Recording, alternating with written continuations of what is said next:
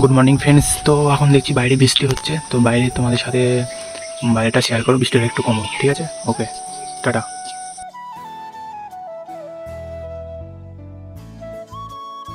তো আমি এখন ঘুম থেকে ওঠার পর যাচ্ছি ছাদের ওপরে। তো ছাদের ওপরে তোমরা ভিউটা দেখতে পাবে। এই দেখো ভিউটা কি সুন্দর, দেখো। চলো পুরো ছাদ। তো সকালের ভিউটা তোমাদের কেমন লাগছে কমেন্টে জানাও সবাই।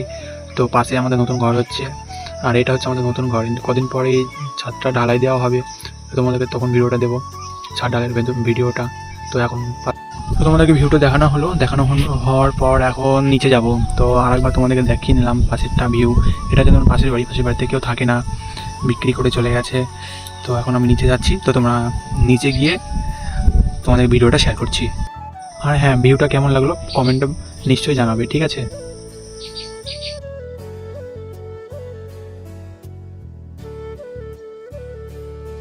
তো আমি নিচে চলে আসলাম। নিচে চলে আসার পর দেখলাম আমাদের বল্টুকে। এর নাম হচ্ছে বল্টু।